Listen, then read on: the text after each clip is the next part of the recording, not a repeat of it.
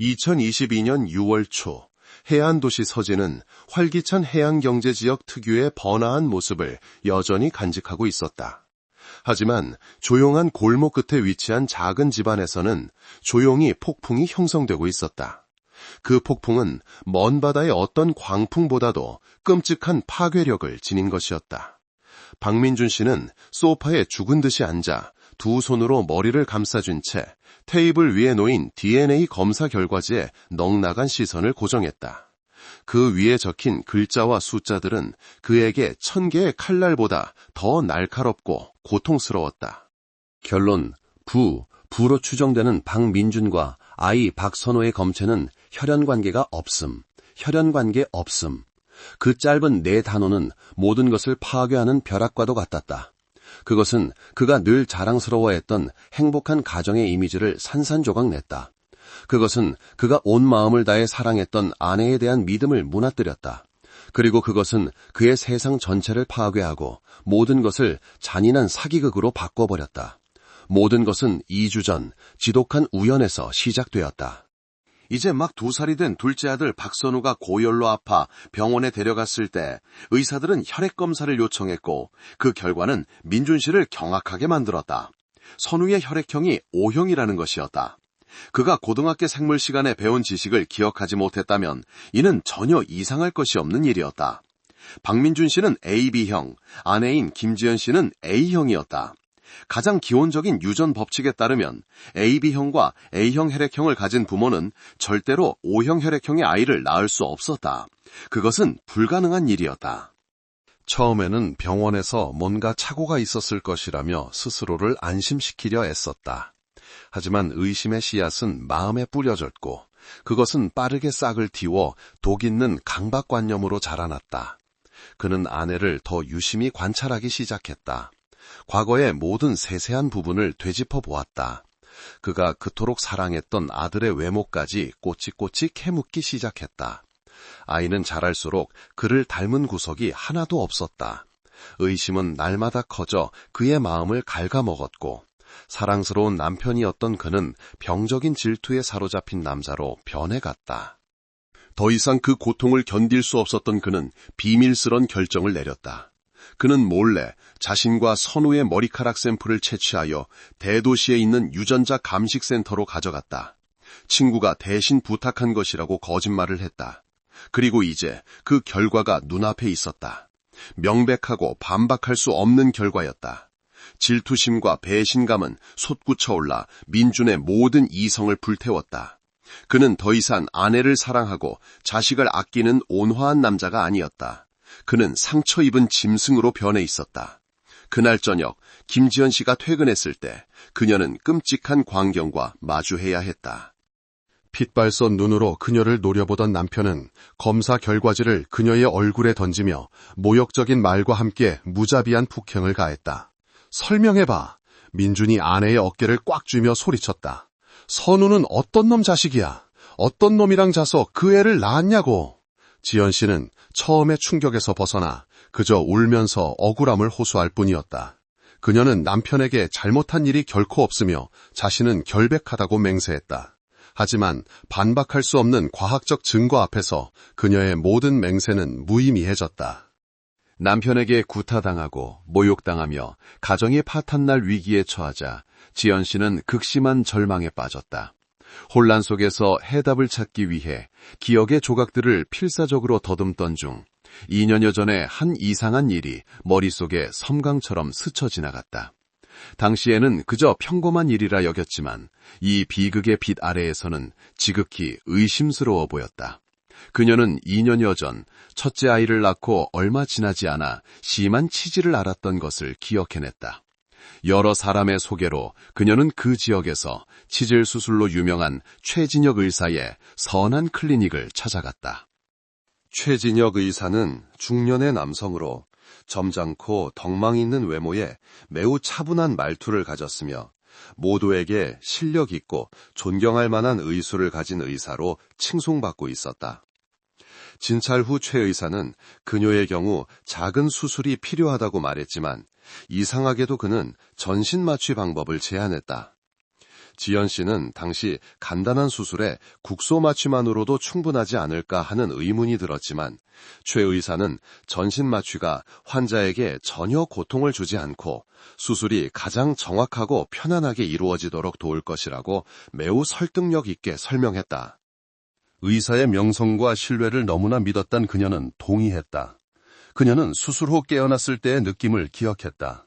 몸은 이전의 제왕절개 수술 때와는 전혀 다른 극심한 피로감으로 녹초가 되어 있었다. 특히 은밀한 부위에 따끔거리는 통증과 불쾌감이 있었고 약간의 이상한 분비물도 나왔다. 그녀가 최 의사에게 이에 대해 묻자 그는 미소를 지으며 그것은 마취제의 일반적인 부작용으로 일시적인 장애를 일으킨 것일 뿐 며칠 뒤면 저절로 사라질 것이라고 안심시켰다. 실력 있는 의사의 전문적인 설명을 믿고 그녀는 더 이상 생각하지 않았다. 그리고 그 수술 후 정확히 9개월이 지나 그녀는 박선우를 낳았다. 그 기억은 이제 지연 씨의 혼란스러운 마음에 벼락처럼 내리꽂혔다. 믿을 수 없을 정도로 미치고 병적이며 끔찍한 가설이 형성되기 시작했다. 혹시 내가 수술대 위에서 의식을 잃고 혼수 상태에 있는 동안 그 존경받던 의사가 나의 저항할 수 없는 상태를 이용하여 파렴치한 행위를 저지른 것은 아닐까? 그 가설은 아무리 황당하더라도 모든 것을 설명할 수 있는 유일하고 합리적인 설명이었다. 그것은 아이가 남편과 혈연 관계가 아닌 이유를 설명했다. 그것은 수술 후 그네가 겪었던 피로감과 이상 증상들을 설명했다. 그것은 모든 것을 설명했다. 지연 씨는 떨면서 남편에게 모든 이야기와 자신의 가설을 털어놓았다. 박민준 씨는 아내의 이야기를 다 듣고 질투에 찬 남편에서 경악으로 얼어붙었다. 그의 분노는 이 비극을 초래한 자에 대한 극도의 공포와 증오로 바뀌었다. 그는 요람에서 곤히 잠든 2살배기 아들을 보며 가슴이 미어지는 것을 느꼈다. 아이는 죄가 없었다. 그의 아내도 죄가 없었다. 그녀 역시 희생자일 뿐이었다. 유일한 죄인은 천사의 탈을 쓴 악마, 세상이 늘 칭송하던 그 덕망 있는 의사였다. 조금의 망설임도 없이 민준 씨 부부는 함께 경찰서로 향했다.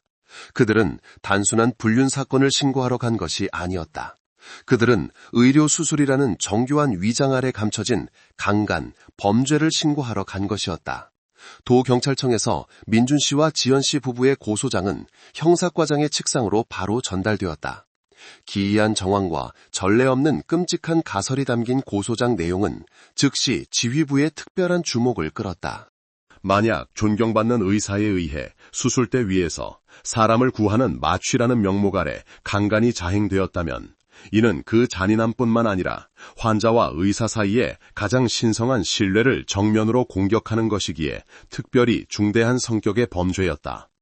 즉시 극비리의 특별수사팀이 구성되었다. 지휘 책임은 신중함과 날카로운 범죄 심리 분석 능력으로 유명한 강태식 경감에게 맡겨졌다. 그는 이번 사건의 대상이 길거리 범죄자가 아니라 사회 전체로부터 존경받는 지식인의 탈을 쓴 늙은 늑대라는 것을 이해했다. 아주 작은 수사 활동이라도 비밀스럽고 교묘하게 진행되지 않으면 적에게 경각심을 주어 증거를 인멸하고 완벽한 대응 시나리오를 만들 시간을 줄 수 있었다. 수사는 절대적인 침묵 속에서 시작되었다. 수사팀의 첫 번째이자 가장 중요한 단계는 지연 씨의 가설에 근거가 있는지 확인하는 것이었다.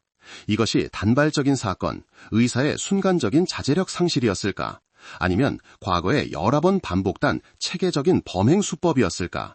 이 질문에 답하기 위해 강태식 경감은 대규모 데이터 스크리닝이라는 과감한 결정을 내렸다. 정보기술 및 데이터 분석 분야 최고의 전문가들로 구성된 특별팀이 꾸려졌다. 그들의 임무는 2개의 거대한 데이터 소스를 은밀히 수집하는 것이었다. 첫 번째는 수사기법을 통해 지난 3년간 최진혁 의사의 선한 클리닉에서 진료받은 모든 환자 기록이었다. 두 번째는 같은 기간 동안 해당 지역에서 태어난 모든 아기들의 출생신고 목록이었다.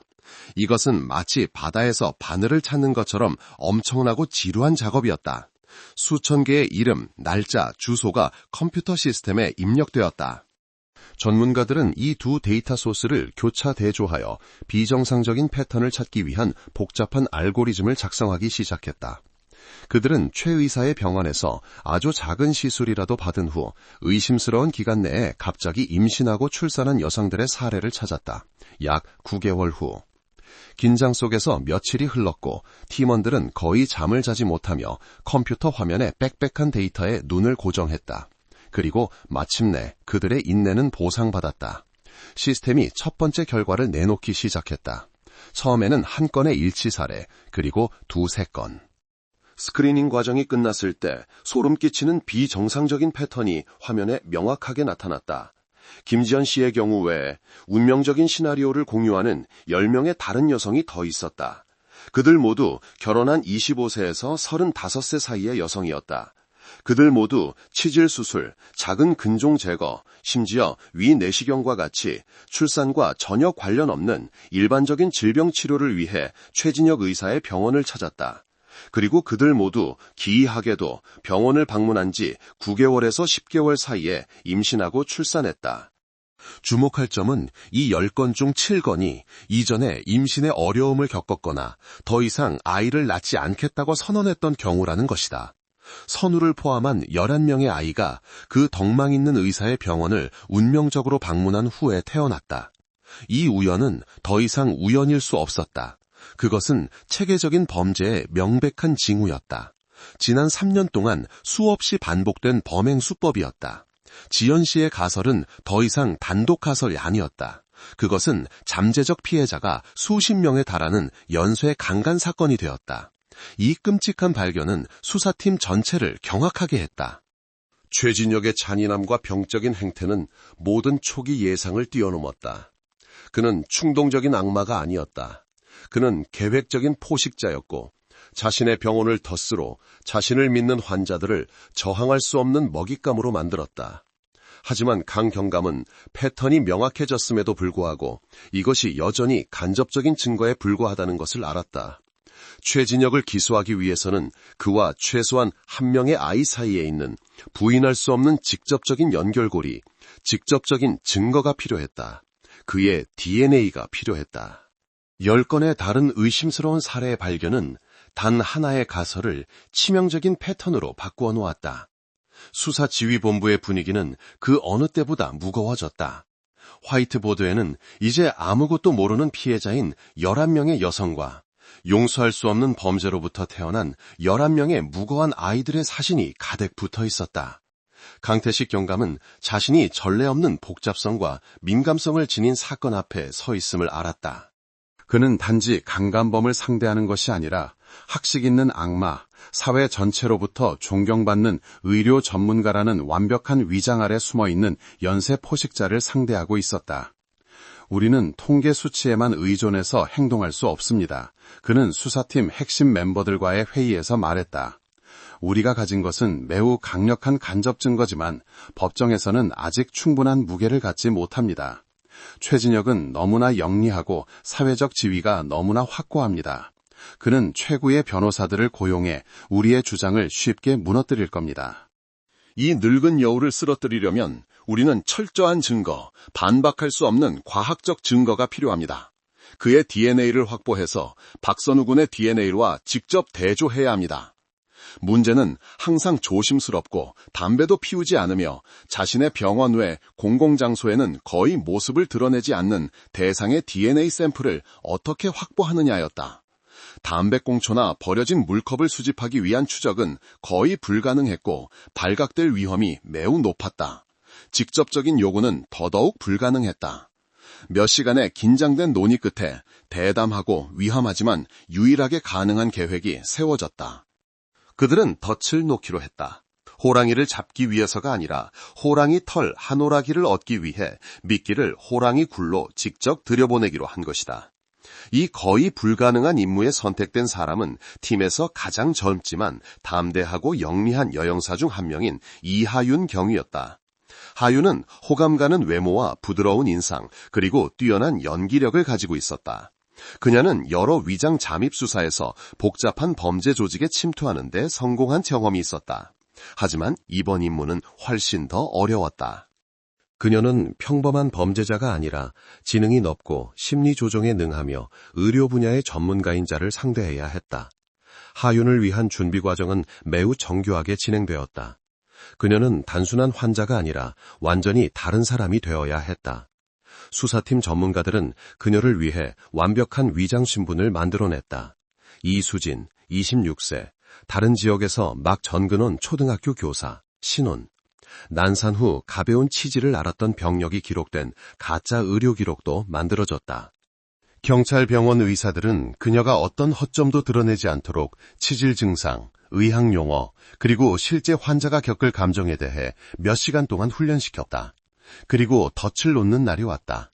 하윤은 수진역으로 단정한 오피스룩 원피스를 입고 가볍게 화장했지만 처음으로 말 못할 병을 마주한 젊은 여성의 불안하고 당황한 표정을 지으며 혼자 선한 클리닉을 찾아갔다. 최진적 의사의 병원은 명성 그대로 매우 전문적이고 깨끗한 외관을 자랑했다. 밝은 공간과 은은하게 퍼지는 소독약 냄새는 환자에게 안정감을 주었다. 하윤은 오래 기다리지 않고 간호사의 안내를 받아 진료실로 들어갔다. 최진혁 의사는 고급스러운 마호가니 책상 뒤에 앉아 있었다. 그는 50대 초반으로 키가 크고 마른 체형에 희끗희끗한 머리를 단정하게 빗어 넘겼다. 금태 안경을 썼고 환자를 올려다보며 매우 따뜻하고 인자한 미소를 지었다. 안녕하세요. 앉으세요. 그는 낮고 울림 있는 목소리로 말했다. 어디가 불편해서 오셨나요? 하윤은 심장이 빠르게 뛰었지만 수줍고 당황한 표정을 유지했다. 그녀는 출산 후 병세가 악화된 것, 그것이 일상생활에 주는 불편함과 고통에 대해 미리 준비한 이야기를 시작했다. 최진혁은 매우 주의 깊고 끈기 있게 들었다. 그는 고개를 끄덕이며 매우 전문적인 질문을 하고 꼼꼼하게 메모했다. 초기 진찰 과정 전체는 의심스러운 점 없이 완벽하게 진행되었다.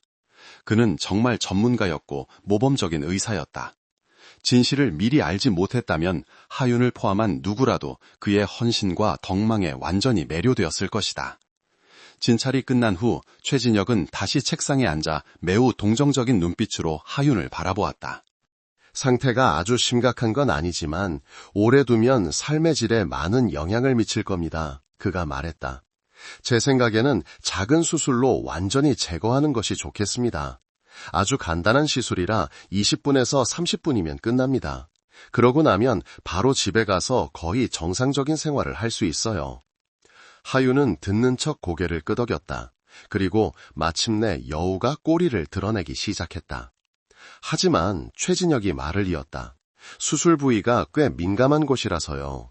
국소 마취를 할 수는 있지만 시술 중에 약간의 불편함이나 긴장감을 느낄 수 있습니다. 그게 심리적으로나 시술의 정확도에 영향을 줄 수 있고요. 환자에게 가장 편안한 경험을 보장하기 위해 전혀 고통 없고 걱정 없는 전신 마취 방법을 적용할 것을 제안합니다. 하윤은 이 상황을 예상했음에도 불구하고 그의 입에서 직접 그 말을 듣자 소름이 돋는 것을 막을 수 없었다. 바로 이거였다. 이것이 바로 그의 범행 수법이었고 수년 동안 그의 범죄의 문을 열어준 만능 열쇠였다.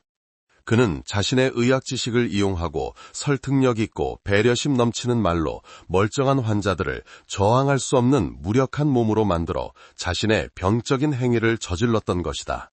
전신 마취요? 하윤은 놀란 척하며 약간 걱정스러운 표정을 지었다. 그럴 필요까지 있나요, 의사 선생님? 이 수술은 국소 마취만 하면 된다고 들었는데요. 국소 마취도 가능합니다. 최진혁은 전문가의 자신감이 넘치는 미소를 지었다. 하지만 저를 믿으세요. 저는 이런 수술을 수천 번 해봤습니다. 환자의 편안함과 절대적인 안전이 항상 저의 최우선 순위입니다. 마취를 하면 몸이 완전히 이완되어 제가 가장 정확하게 시술할 수 있도록 도와줍니다. 깨어나면 그냥 짧은 잠을 잔 것 같은 느낌일 거예요. 그 이상도 이하도 아닙니다. 그 말들은 평범한 환자에게는 더할 나위 없이 설득력 있는 안심의 말이었지만 하윤에게는 자백이나 다름없었다. 그녀는 그의 범행 수법을 확인하는 데 성공했음을 알았다. 네, 의사 선생님께서 그렇게 말씀하시니 따르겠습니다. 그녀는 완전히 설득된 척 고개를 끄덕였다. 그녀는 수술에 동의하고 3일 후로 예약을 잡았다. 이것은 그녀가 다시 돌아올 정당한 이유를 만들어 주었다. 첫 번째 임무는 훌륭하게 완수했지만 가장 어려운 임무는 아직 남아 있었다. 다음 방문 때 그녀는 진짜로 마취될 위험에 직면할 뿐만 아니라 이 늙은 여우의 아주 작은 허점이라도 찾아내 그의 DNA 샘플을 채취해야 했다. 이하윤 경위는 선한 클리닉을 나오면서도 여전히 충격에서 벗어나지 못했다. 연극은 성공했지만 최진혁처럼 덕망 있는 외모를 한 악마와 직접 접촉한 것은 그녀에게 형언할 수 없는 혐오감을 남겼다. 수사지휘본부에서는 그녀가 가져온 녹음 테이프가 재생되었다. 방 전체가 조용했고 불필요한 작은 수술에 전신 마취를 제안하는 최진혁의 낮고 설득력 있는 목소리만 울려 퍼졌다. 외부인에게는 헌신적인 의사의 말이었지만 수사팀에게는 그것이 바로 자백이었다. 범행 수법이 확인됐습니다. 강 경감이 단호한 목소리로 말했다. 그는 자신의 신뢰와 의학 지식을 이용해 환자를 조정하고 저항할 수 없는 먹잇감으로 만들었습니다. 다음 임무이자 결정적인 임무는 훨씬 더 어려웠다. 다음 방문 때 하이오는 진짜로 마취될 위험에 직면할 뿐만 아니라 기필코 그의 DNA 샘플을 확보해야 했다. 수사팀 전체는 다시 한 번 더 상세하고 치밀한 새로운 계획을 세우기 시작했다. 그들은 최진혁의 말하는 방식, 움직이는 방식부터 일하는 중에 물을 마시는 습관이 있는지까지 그의 사소한 습관 하나하나를 분석했다. 모든 방안이 테이블 위에 올려졌고 모든 위험이 고려되었다. 특별팀이 병원 바로 밖에 배치되어 하윤이 긴급 신호를 보내면 즉시 문을 부수고 진입할 준비를 할 것이었다. 여형사의 생명이 최우선이었다. 3일 후 결정적인 순간이 왔다. 하윤은 젊은 교사 수진 역으로 다시 병원을 찾았다. 이번에는 혼자가 아니었다. 걱정하는 남편 역을 맡은 남성 형사가 동행하여 외부에서 간호사들의 주의를 끄는 임무를 맡았다. 진료실에 들어서자 분위기가 조금 달랐다. 처음처럼 따뜻한 환대 없이 더 전문적이고 차가웠다. 그녀는 작은 수술 준비실로 안내받아 옷을 갈아입고 침대에 누워 기다리라는 지시를 받았다. 하윤의 심장은 빠르게 뛰었지만 그녀의 얼굴은 수술을 앞둔 환자의 불안하고 두려운 표정을 유지했다. 몇 분 후 최진혁 의사가 들어왔다. 그는 여전히 그 인자한 미소를 짓고 있었다. 준비됐나요? 그가 다정한 목소리로 물었다. 너무 걱정 말아요. 그냥 짧은 잠을 자는 것 같을 테니까. 그는 방구석에 놓인 작은 테이블로 다가갔다. 그곳에는 생수통과 종이컵 몇 개가 있었다. 그는 물 한 컵을 가득 따랐다. 진정되게 물 좀 마셔요. 그는 하윤에게 컵을 건넸지만 그녀는 재치 있게 거절했다. 아니요, 괜찮습니다. 이따가 마취 중에 토할까봐 무서워서요. 최진혁은 이해한다는 듯 고개를 끄덕였다. 그리고 친근함을 부해주려는 듯 그는 바로 그 컵으로 직접 한 모금 크게 마셨다. 물을 마신 후 그는 쓰레기통에 버리는 대신 물이 반쯤 남은 컵을 책상 위에 그대로 내려놓았다. 바로 이거였다. 수사팀 전체가 기도했던 기회가 마침내 나타났다. 여기서 잠시 쉬고 있어요. 최진혁이 말했다. 제가 나가서 수술실 좀 준비하고 올게요.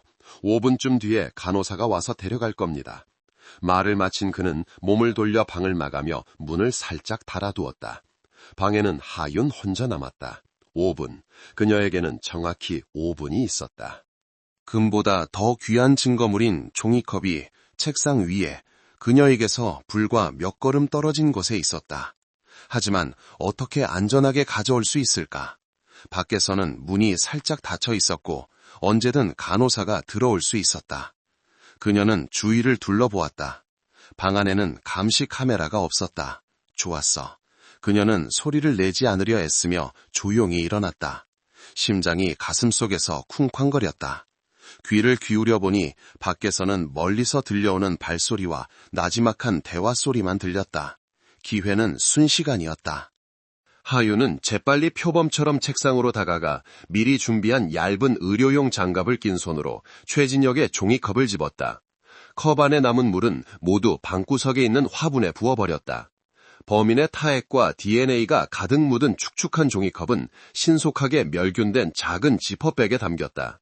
그 지퍼백은 즉시 그녀의 환자복 안쪽에 미리 만들어둔 비닐 주머니에 숨겨졌다. 그런 다음 그녀는 주머니에서 똑같이 생긴 깨끗한 종이컵을 꺼내 원래 자리에 다시 놓았다. 모든 바꿔치기 과정은 10초도 채 걸리지 않았고 조용하고 완벽했다. 그녀가 막 침대로 돌아와 눕자마자 방 문이 열렸다. 간호사가 들어왔다. 의사 선생님께서 준비하라고 하셨어요. 간호사가 말했다. 하율의 심장은 터질 것 같았지만 그녀는 여전히 고른 숨을 유지했다. 네, 그녀는 짧게 대답했다. 증거는 손에 넣었고 임무는 완수했다. 이제는 빠져나갈 시간이었다. 계획대로 간호사가 진정제를 주사하려 할 때 하윤이 박 사물함에 둔 개인 휴대폰이 요란하게 울리기 시작했다. 그것은 밖에서 기다리던 남편 역의 형사로부터 온 미리 약속된 신호였다. 간호사는 약간 불쾌했다. 이 시간에 누가 전화하죠? 아마 남편인가 봐요. 하윤은 당황한 척했다. 무슨 급한 일이 있나 봐요. 잠깐 전화 좀 받아도 될까요? 그녀는 서둘러 나가 전화를 받았다. 수화기 저편에서 동료는 짧은 암호 한마디만 했다. 하윤은 마지막 연기를 시작했다. 그녀는 창백하고 겁에 질린 얼굴로 방으로 돌아왔다. 간호사님, 의사 선생님. 그녀는 흐느끼며 말했다. 저희 집 시골에 계신 어머니가 방금 응급실에 실려가셨대요. 지금 당장 가봐야 해요. 이 수술은 다음으로 미뤄야 할 것 같아요. 정말 죄송합니다, 의사 선생님, 간호사님. 최진혁이 불려왔다. 환자에게서 사정을 들은 그의 인자한 얼굴에 순간적으로 짜증과 불쾌함이 스쳐 지나갔다. 그의 계획이 막판에 틀어진 것이다. 하지만 그렇게 긴급하고 인간적인 이유 앞에서 환자를 억지로 붙잡을 수는 없었다. 알겠습니다. 그는 동정심을 유지하려 애쓰며 말했다. 가족 일이 가장 중요하죠. 어머님 잘 돌봐드리세요. 모든 일이 잘 해결되면 다시 오세요. 제가 다시 수술 날짜 잡아드릴게요. 네, 감사합니다, 의사 선생님.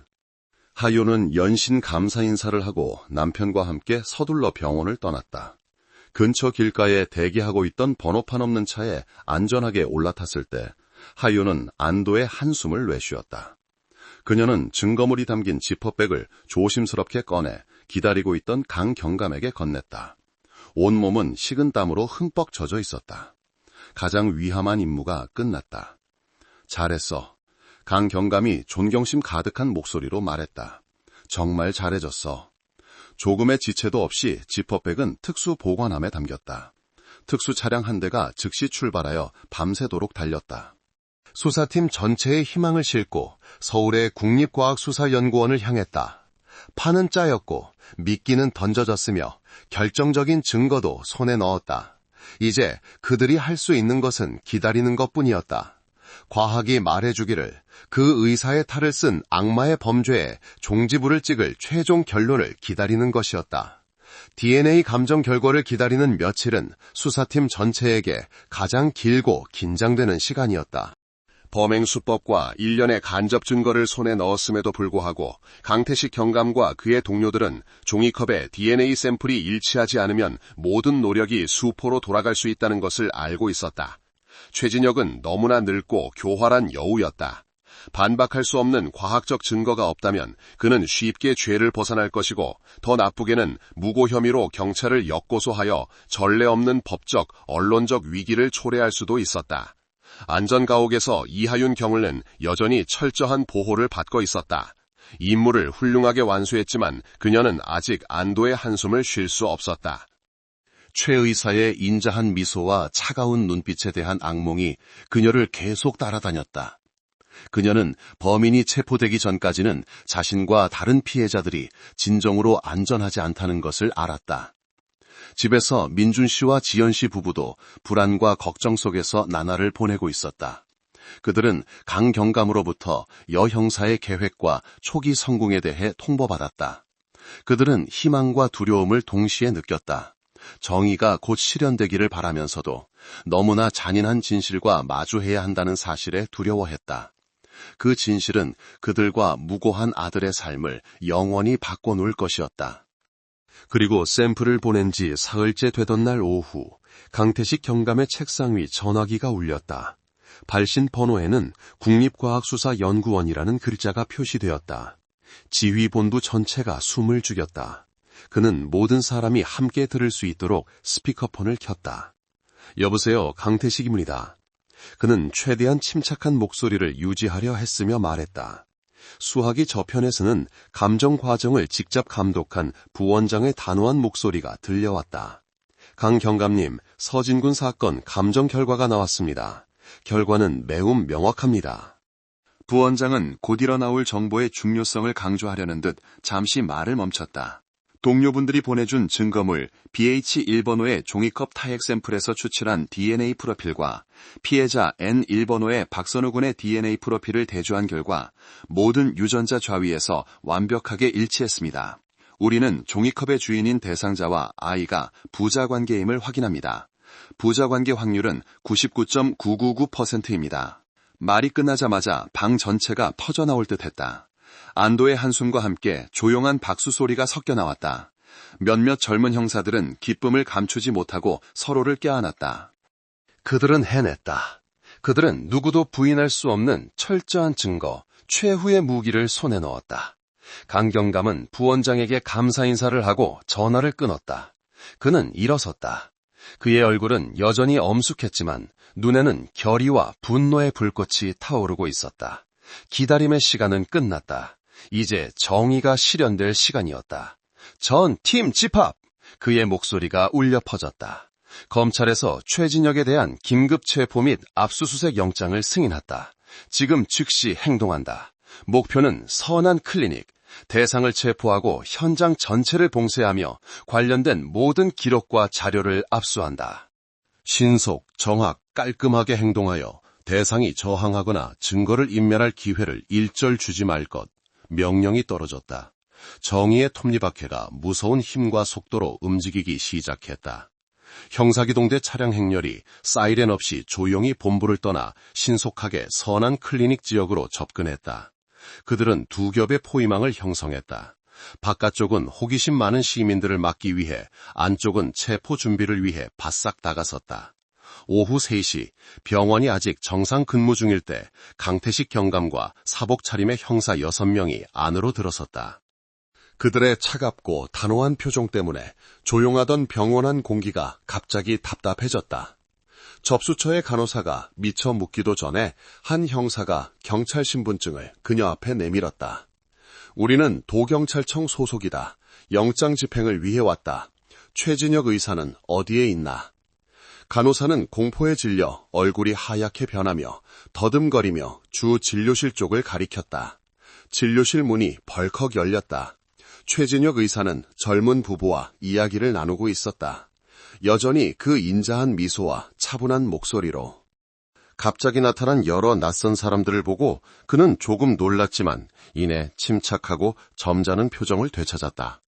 실례지만 누구신데 환자가 있는 곳에 이렇게 막 들어오시는 겁니까? 그는 약간 불쾌한 듯 거만한 말투로 물었다. 강 경감은 말을 많이 하지 않았다. 그는 최진혁 앞에 다가가 그의 눈을 똑바로 쳐다보며 긴급 체포 영장의 글자 하나하나를 또박또박 큰 소리로 읽었다. 최진혁 씨, 당신을 강간 혐의로 수사하기 위해 체포합니다. 형사소송법 제141조에 의거 집행에 따르시기 바랍니다.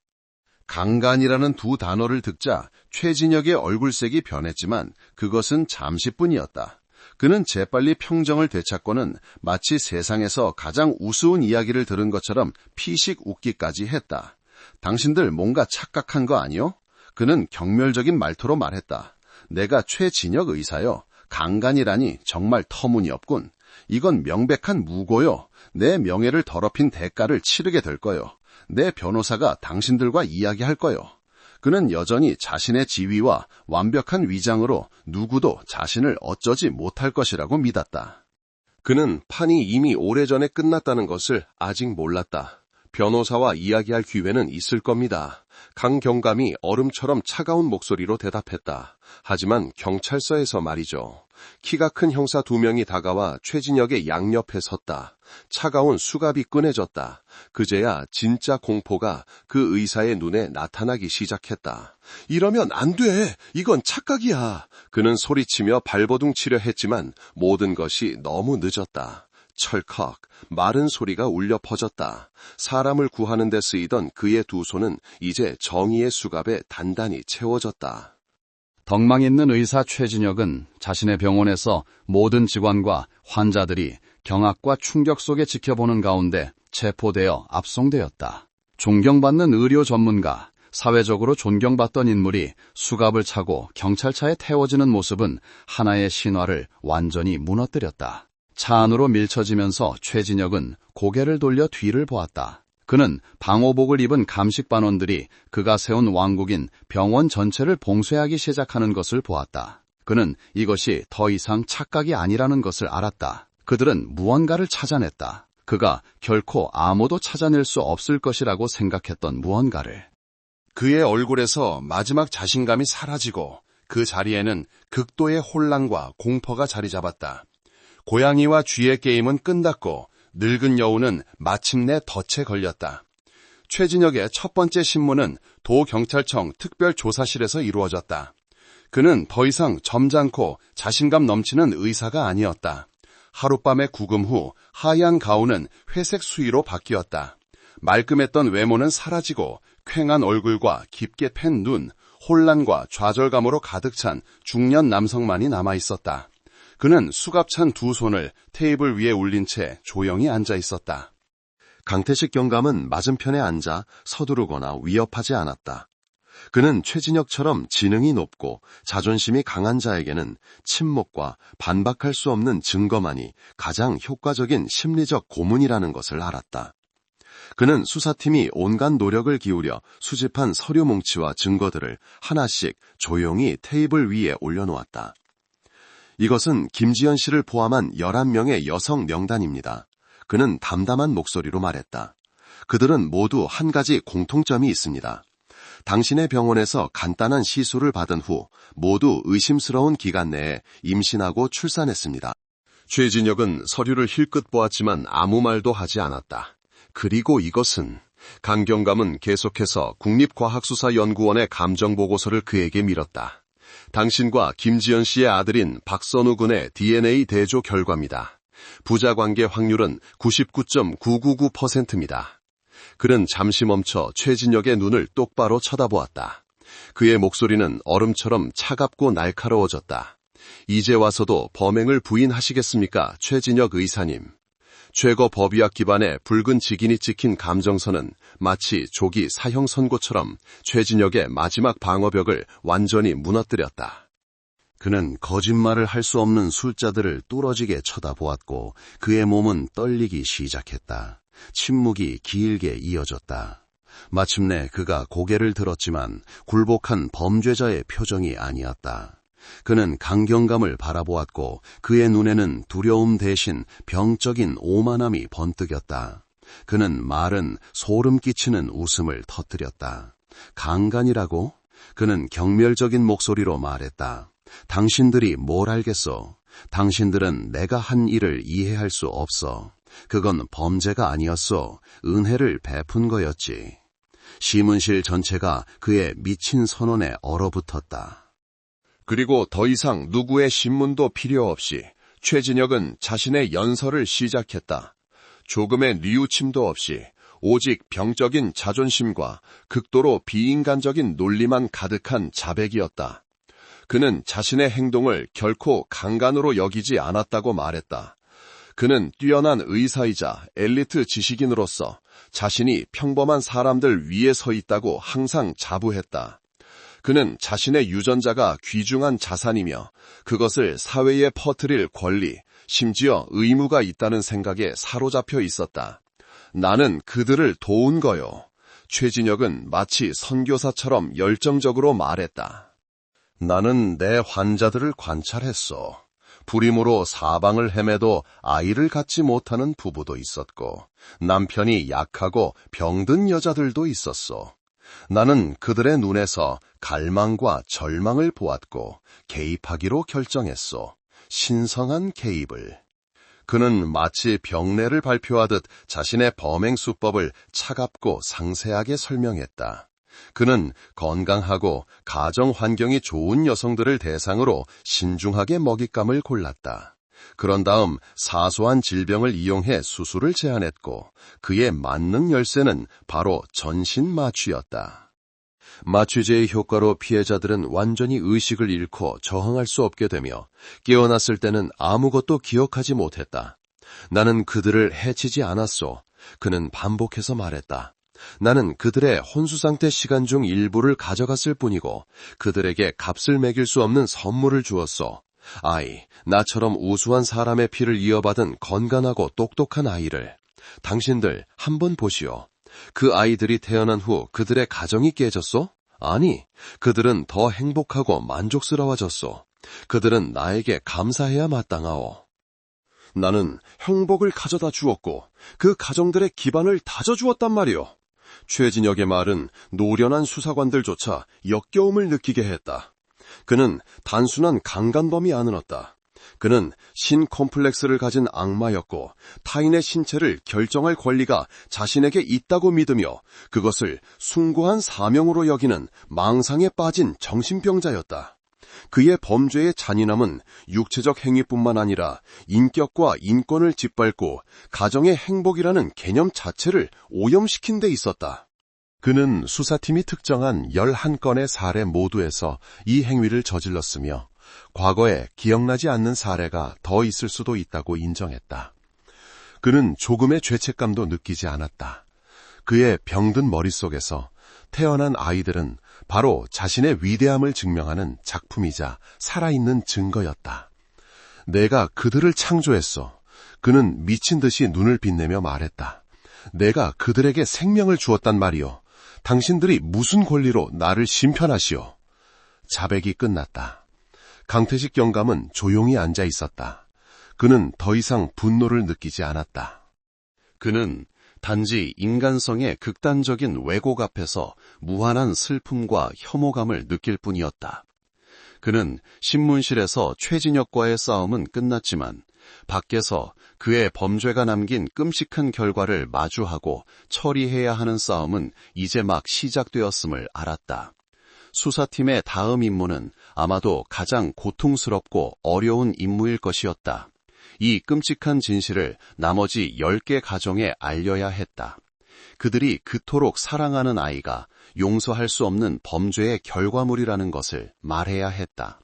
최진혁의 자백은 수사를 종결시켰지만 훨씬 더 고통스럽고 길게 이어질 새로운 비극의 장, 즉 진실과 파편의 장을 열었다. 수사팀의 가장 어려운 임무는 이제 범인을 쫓는 것이 아니라 나머지 10개 가정에 이 끔찍한 진실을 전하는 전령이 되는 것이었다. 그들은 여전히 아무것도 모른 채 거짓된 행복 속에서 살고 있었다. 강태식 경감이 직접 이 민감한 일을 맡았다. 총탄과 범죄에 익숙했던 그와 그의 동료들은 이제 무고한 사람들의 눈물과 붕괴를 마주하는 것이 매우 어렵게 느껴졌다. 그들이 문을 두드릴 때마다, 그들이 가정에 들어설 때마다 그들은 행복한 세상이 순식간에 파괴되는 것을 목격해야 했다. 그들은 진실을 듣고 죽은 듯이 굳어버린 한 남편을 만났다. 그는 자신이 그토록 사랑했던 아들, 가문의 자랑이었던 아이를 바라보고 옆에서 흐느끼는 아내를 다시 바라보았다. 그의 마음속 사랑, 유대감, 행복은 이제 아이의 출생에 대한 끔찍한 진실과 아내가 겪어야 했던 치매와 싸워야 했다. 그는 아무 말도 하지 않고 조용히 집을 나섰다. 그 침묵은 1000마디의 비난보다 더 무서웠다. 그 가정이 다시 회복될 수 있을지는 아무도 몰랐다. 그들은 또 다른 가정도 만났다. 그곳의 남편은 초기 충격 후 분노를 터뜨렸다. 그는 범인에게 분노를 표출하는 대신 자신의 아내에게 모든 것을 쏟아냈다. 그는 아내를 욕하고 모욕하며 더러운 야자, 사생아를 데려왔다고 불렀다. 그는 이혼하고 아이를 버리겠다고 선언했다. 잔인한 진실 앞에서 한 인간의 이기적이고 잔인한 본성이 드러났다. 무고한 아이는 천사에서 순식간에 버림받은 존재가 되었다. 각 가정마다 다른 반응, 각 가정마다 다른 비극이 있었다. 10개의 가정, 10개의 행복한 세상이 최진혁의 범죄에 의해 내부에서부터 중독되고 파괴되었다. 그가 남긴 사회적 여파는 깊은 상처였고 널리 퍼진 불안과 의심은 신뢰와 가장 신성한 것들을 잠식했다. 몇 달 후 최진혁의 재판이 열렸다. 사건의 민감성과 피해자들의 신원 보호를 위해 재판은 비공개로 진행되었다. 하지만 밖에서는 수백 명의 기자와 시민들이 합당한 판결을 기다리며 모여 있었다. 법정 안의 공기는 매우 무거웠다.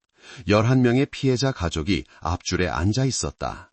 그들의 멍한 얼굴에는 깊은 고통이 새겨져 있었다.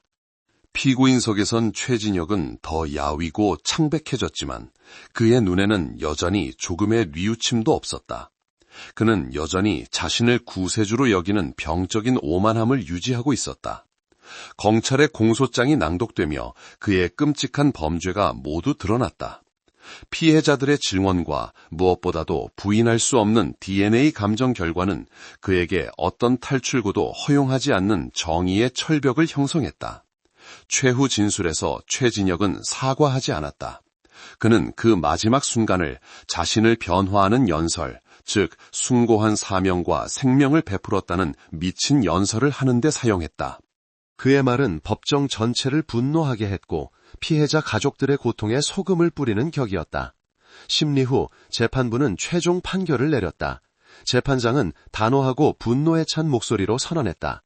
피고 최진혁의 행위는 용서받을 수 없는 범죄이며 여성의 인격과 인권을 짓밟고 히포크라테스 선서와 의사의 윤리를 완전히 배신한 행위입니다. 피고가 야기한 사회적 결과는 특히 중대하며 수십 가정의 행복을 파괴하고 사회에 깊은 불안과 불신을 초래했습니다. 피고의 범죄는 가장 엄격한 판결로 처벌받아야 마땅합니다. 재판부는 선고합니다. 피고 최진혁, 여러 사람에 대한 반복적 범행, 직업을 이용한 범행 등 여러 가중처벌 사유가 있는 강간죄로 유죄, 형량, 무기징역. 판결이 선고되었지만 법정에서는 박수 소리 하나 없이 아내들과 어머니들의 흐느끼는 울음소리만 들렸다. 정의는 실현되었지만 그들이 짊어져야 할 상처는 아마도 영원히 아물지 않을 것이었다. 사건은 종결되었고 선한 클리닉은 영구히 폐쇄되어 지역 주민들의 마음속에 저주받은 장소가 되었다. 악마 의사에 대한 이야기는 악에 대한 가장 소름 끼치는 경고로서 영원히 회자될 것이다. 그것은 악이 항상 흉측한 알고를 하고 있는 것은 아니라는 것을 보여준다. 때로는 그것이 인자한 미소, 따뜻한 목소리, 순백의 의사 가운 뒤에 숨어 있다. 그것은 신뢰의 취약성에 대한 고통스러운 교훈이며 경계심과 엄격한 법률 시스템이야말로 인간의 탈을 쓴 악마들로부터 우리를 지피는 마지막 보호자임을 상기시켜준다. 오늘 이야기를 마무리하며 잠시 여러분과 소통하고 싶어요. 저는 여러분이 참 궁금한데요. 여러분의 이름은 무엇이고 나이는 어떻게 되시나요? 그리고 오늘 제가 들려드린 이야기는 어떠셨나요? 무엇보다 여러분 모두가 언제나 몸과 마음이 평안하시기를 진심으로 기원합니다. 늘 행복한 일만 가득하세요. 혹시 여러분에게도 다른 사람들과 나누고 싶은 특별한 사연이나 재미있는 이야기가 있다면 주저하지 말고 댓글로 남겨주세요. 모두 함께 듣고 공감하면 더 큰 기쁨이 될 거예요.